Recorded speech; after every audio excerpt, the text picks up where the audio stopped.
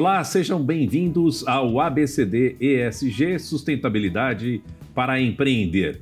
Hoje eu vou conversar com Wolf Koss, que é presidente do Instituto Olga Koss. O Instituto e toda a sua atuação levaram uma experiência aí de 15 anos de atuação para a criação do primeiro índice de inclusão social, um critério fundamental nas estratégias ESG.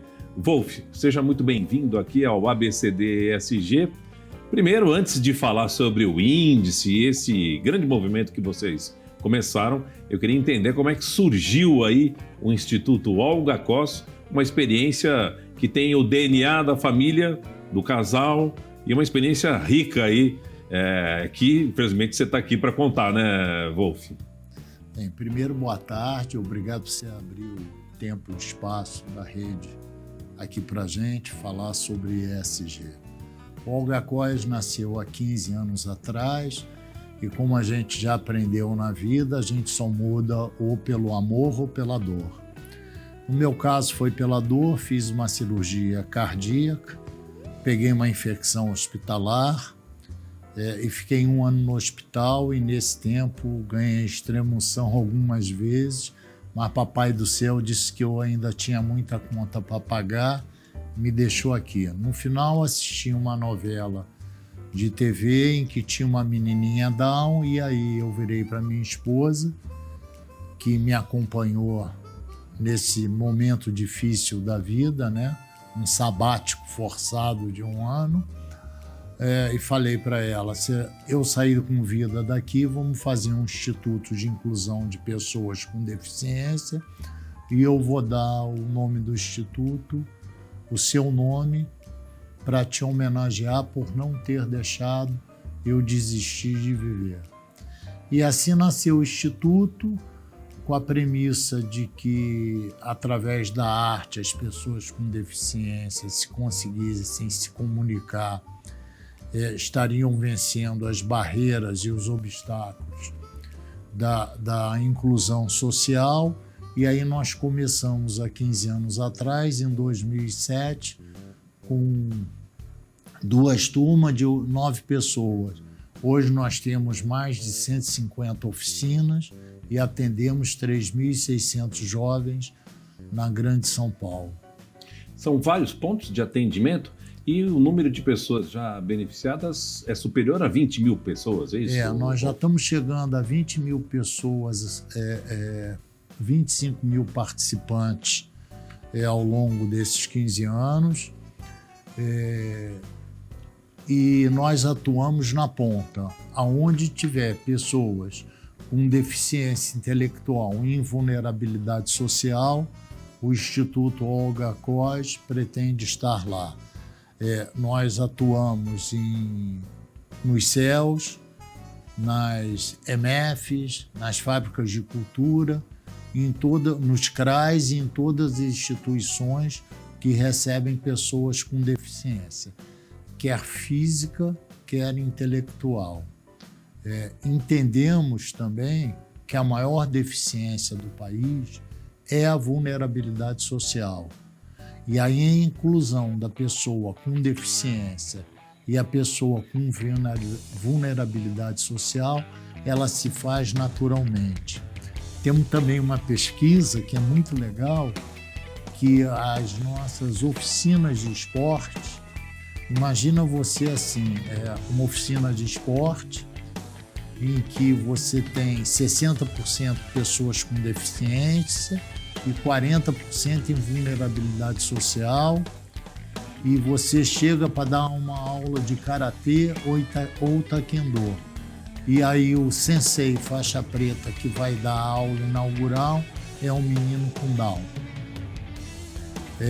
Aí você começa a mudar e fazer a transformação das pessoas que não têm com deficiência, que passam a respeitar as pessoas com deficiência e as pessoas com deficiência, por não ter censura, por serem muito honestos, eles fazem com que as pessoas com vulnerabilidades aprendam a ouvir e a respeitá-los. Isso diminui muito o bullying nas escolas. Bom, tem alguns pontos aí muito importantes que eu gostaria de aproveitar essa oportunidade para conversar com você.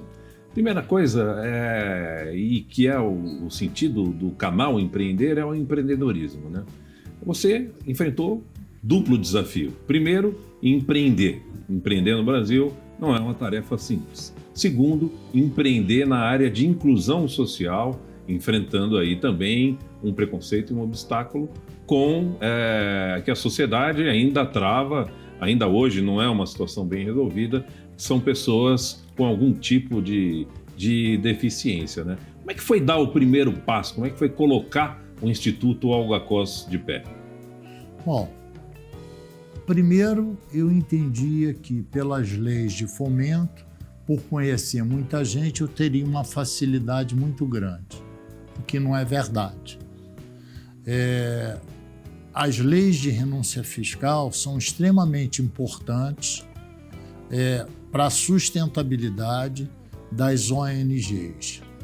Mas é bom que se saiba que é importante você ter uma causa. No Brasil, você, para empreender é sinônimo de resiliência e de obstinação. Qualquer coisa que a gente faça, existem vários obstáculos a serem vencidos. O principal deles é a vontade de realizar. Quando a gente quer com Q maiúsculo, a gente consegue. Óbvio que essa trajetória não foi feita sozinho. Nós tivemos vários empresários, principalmente na área financeira, aliás, você, Marcelo, foi a primeira pessoa que acreditou no Olga Cos quando era presidente de uma grande empresa e que comprou a nossa causa. Você vencer e empreender um instituto que tem uma causa definida, que tem objetivo, é importante. Mas o importante de todas as ONGs é o impacto ambiental o impacto daquilo que você faz, né? Então, nós sempre, e aí nasceu a primeira métrica de responsabilidade social no trabalho, foi daí que nasceu, nós sempre quisemos medir o impacto por duas coisas. Primeiro, eu sou engenheiro e engenheiro tem medida de métrica, né? Engenheiro, se pudesse, andava com 1 metro no bolso para medir as coisas. Segundo, só faz gestão quem mede. Quem não mede não faz gestão, né? Nós somos valorizados enquanto empreendedores pelo aquilo que a gente faz e não pelo aquilo que a gente diz que faz. Entre aquilo que eu faço e aquilo que eu digo que eu faço, tem uma distância muito grande. E por isso que é importante você medir. Nós começamos o Olga Cos, nós fizemos mais de 20 mil pesquisas para medir o antes e o depois de uma oficina. O que servia isso? Eu tinha indicadores para ver se o meu programa, quer em cultura, quer em arte, quer em esporte, ele estava atingindo a sua finalidade, que era a inclusão, e não era só uma coisa lúdica, nada contra o lúdico, mas o objetivo do Instituto é incluir. Então eu tinha que ver se, depois de passar por uma oficina, um menino conseguia se incluir com mais facilidade na sociedade. E a outra parte era monitorar também o meu programa, porque na medida que não está havendo inclusão, eu tenho que mudar o meu programa, eu tenho que corrigir metas, né? E você consegue mudar de rumo simplesmente virando a cadeira 180 graus, que aí você muda o eixo. E ao longo do tempo, por não ter nenhuma literatura científica que falasse com objetividade de todas as maneiras de incluir, nós fizemos um método de sucessões tentativas, né? Tenta, erra, faz de novo. E o engraçado, Marcelo, é que quando você pesquisa cientificamente o que tem de inclusão no Brasil e no mundo, você tem diversos tratados. Mas você tem inclusão pelo esporte, inclusão pela empregabilidade, inclusão pela arte, inclusão pela fotografia. Agora, uma metodologia credenciada que abarcasse todos esses viés de inclusão não tinha. E aí, em 2017, nós começamos a formar doutores. Já que não tem, vamos criar. E aí formamos diversos doutores, formamos mestres em filosofia, doutores em filosofia, PhDs, pós-doutores. Isso foi arcado num programa diretamente patrocinado pela família e nós cientificamos nossas teses. O que significa cientificar uma tese? Significa você criar a tese, defender a tese, publicar a tese nacionalmente e internacionalmente e levar essa tese para os centros de pesquisa, que nós fizemos. Aí eu fiquei muito feliz, mas fiquei feliz por pouco tempo, porque uma tese não basta ser cientificada nos meios acadêmicos, ela tem que ser certificada por algum organismo. E aí nós procuramos a OEI, que é a Organização de Estados Americanos, e pedimos para certificar as nossas teses. Com isso, a gente queria certificar o Índice Brasileiro de Inclusão. E aí, depois de 10 anos, 10, 12 anos, tivemos a primeira grande boa má notícia. Você já viu isso? Boa má notícia? A boa notícia era... Em geral, ela vem sempre associada com um grande, viu? Com uma grande decepção, né? Mas é assim, essa veio com um grande desafio, porque eles disseram assim pra gente. Disseram e escreveram, né? Que o nosso índice era muito bom, mas era limitado. Só servia para aquilo que a gente fazia. Não tinha transversabilidade nem geometria para atuar em todo o Brasil. E o Brasil, por ser um país territorialmente muito grande, nós temos aqui todos os tipos de comunidade. Nós temos uma comunidade de primeiríssimo mundo, né? Que são as nossas megalópolis, né? São Paulo é uma delas. E temos também comunidade com extrema pobreza muito abaixo do IDH, né? Isso dentro de São Paulo, inclusive. Dentro de São Paulo, inclusive. Mas por querer fazer um índice que fosse um complemento do IDH, medindo a inclusão, nós teríamos que pesquisar todo o Brasil. Aí nós reunimos diversas faculdades em todas as regiões do país, acabamos de entregar agora no Ministério da Mulher e dos Direitos Humanos uma pesquisa com 1.200 municípios, criando o Índice Brasileiro de Inclusão Olga-Cores. E como subproduto desse índice, e na hora que você começa a pesquisar, nós temos acesso ao Cadastro Único da União, nós temos protocolo de trabalho não remunerado com o Ministério da Justiça, com o Ministério da Cidadania, com o Ministério dos Direitos Humanos, com Pátria Voluntária, com a ANUP. Então nós pesquisamos muito. E aí veio à tona a agenda da ONU do Kofi Annan, que em 2004 ele reuniu 50 empresários e fez a agenda Who Cares Win. Perfeito.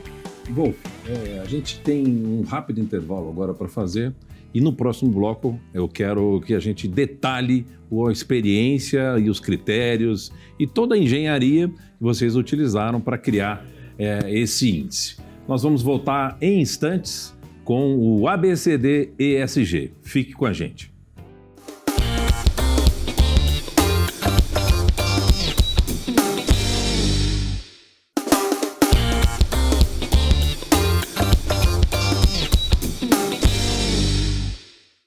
Olá, voltamos com o ABCD ESG, Sustentabilidade para Empreender, hoje conversando com o Wolf Koss, que é presidente do Instituto de Inclusão Olga Koss. Wolf, no primeiro bloco nós conversamos sobre o nascimento do propósito do Instituto Olga Koss e já trouxe no seu DNA essa ideia de ter um controle, ter uma gestão em cima dessa atuação na área social. Isso levou a construir, a elaborar, a erguer um índice de inclusão brasileiro pelo Instituto Olga Koss. Como foi traçar esse caminho? Quais são os critérios que vocês utilizaram com tanta pesquisa, com tanto trabalho de campo, como vocês conseguiram aportar nesse trabalho, Wolf?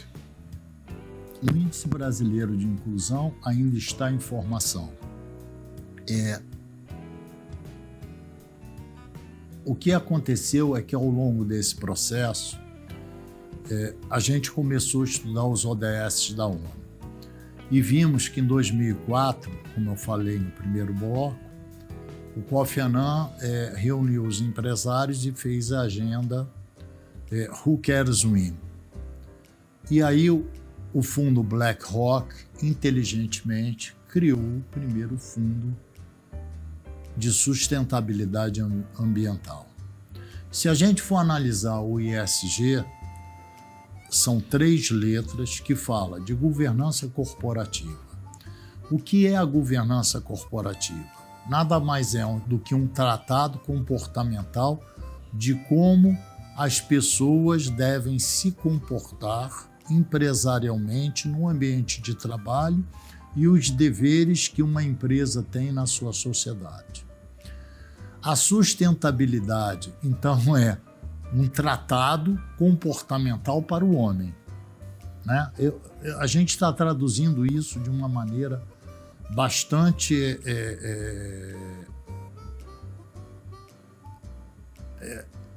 direto no ponto, né? A governança é isso. De forma muito pragmática. Pragmática, de forma muito pragmática. A sustentabilidade ambiental, o Ken Jin-moon fala assim, nós não temos o planeta B, só temos o planeta A. E nessa escala alimentar, né, a primeira pessoa que morre se não cuidar do planeta é o ser humano. Ele é o elo mais fraco dessa corrente. O ser humano, com a quantidade de habitantes que nós temos, nós não estamos preparados para a mudança climática, nós não estamos preparados para desabastecimento, nós não estamos preparados para o cataclisma. E isso tudo foi gerado porque nós não cuidamos da nossa Mãe Terra. Essa é a verdade. E aí agora se corre atrás do prejuízo. E aí você tem várias manifestações da urgência em querer cuidar disso, né? Nós não fizemos isso preventivamente. Então nós temos aí a definição de 2 letras do ESG. E o S? E aí eu fico brincando com os pares que todo mundo fala, sustentabilidade. Esse S não é de sustentabilidade. Esse S é de responsabilidade social. E a responsabilidade social, ela nasce dentro do seu ambiente de trabalho. E aí, no Instituto, quando estávamos pesquisando o Índice Brasileiro de Inclusão, a gente tem que lidar com a empregabilidade. E aí nós fizemos a seguinte pergunta para os nossos cientistas. Como você inclui uma pessoa afrodescendente, gorda, idosa com deficiência física, deficiência intelectual, cega, surda, diversidade de gênero, minoria religiosa e invulnerabilidade social? Essa é a grande pergunta. São as incógnitas de como tratar a equação para ter um tratado de acolhimento nas empresas.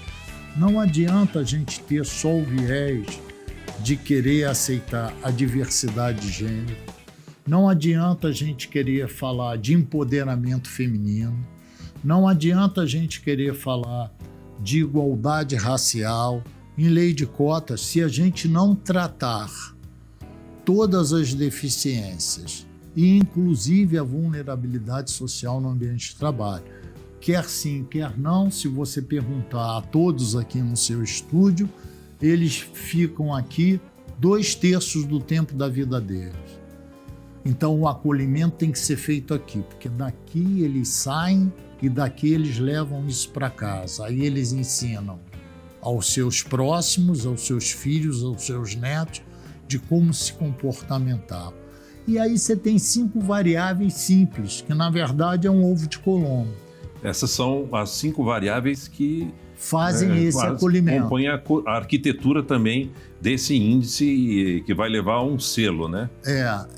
As 5 variáveis que a gente mede são a primeira arquitetônica. E quando a gente fala da variável arquitetônica, a gente não fala só no ambiente de trabalho. A variável arquitetônica ela é mais abrangente. Ela tem que abranger o território e tem que abranger a área de influência da empresa que a pessoa trabalha. Da arquitetura da organização, né? Não é só a fachada, né? A organização, o ambiente de trabalho, como uma pessoa chega no trabalho. Exato. Eu proporciono arquitetonicamente essa pessoa chegar no trabalho, quais as condições que eu dou para ela chegar no ambiente de trabalho. A segunda variável é a comportamental.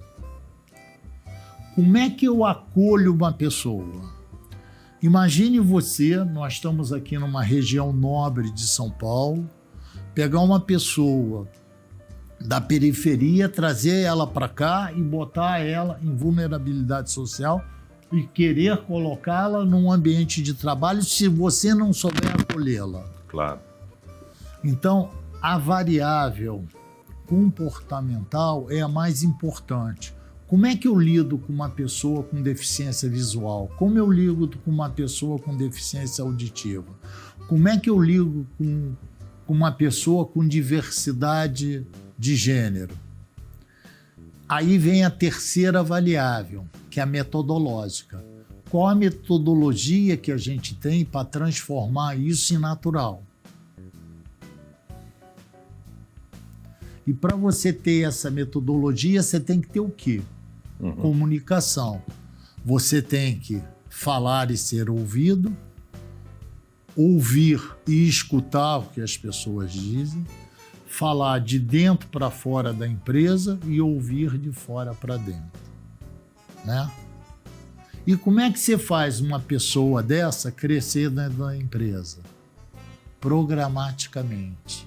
Essa é a quinta variável. É a quinta variável. Em cima disso, nós colocamos 20 indicadores e 37 requisitos.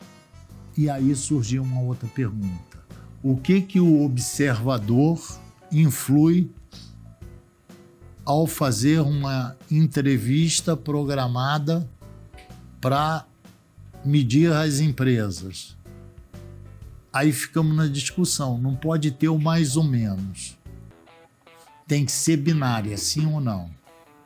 Isso é importante, né? Porque você tira o imponderável. Ou avaliações subjetivas. Ou avaliações subjetivas.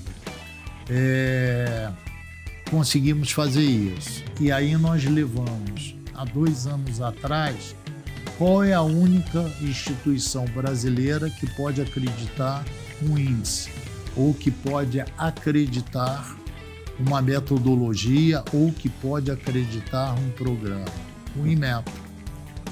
E no dia 2 de junho, o Inmetro acreditou a metodologia da escala cidadã, que a gente espera que se torne uma lei para que a gente possa promover a inclusão no trabalho. Porque se a gente conseguir mudar a visão e mudar as atitudes das pessoas no ambiente de trabalho, a gente vai conseguir transformar a sociedade como um todo. Este é o objetivo do Instituto. Essa metodologia foi atestada pela Organização de Estados Ibero-Americano. Quando o Inmetro, que está associado à FIA, Federação Internacional de Acreditação, acredita uma metodologia, ela é reconhecida em todos os países que fazem parte da FIA. E aí agora a gente está... tem uma coisa que é importante, que eu estava esquecendo de falar. Essa metodologia pode ser aplicada numa MEI. Ela pode ser aplicada numa empresa simples. Porque sustentabilidade, ESG não é só para grande empresa, né? Não, é para todo mundo. A atitude nasce de cada ser humano. Perfeito. Wolf, muito obrigado aí mais uma vez pela participação, pela interação, pela chance de a gente poder aprender e entender mais sobre esse tema tão importante. Te agradeço aqui a participação. Nós é que agradecemos. Quero agradecer também a sua companhia assistindo ao ABCD ESG Sustentabilidade para Empreender. Fique com a gente, canal Empreender, onde assistir já é um bom negócio.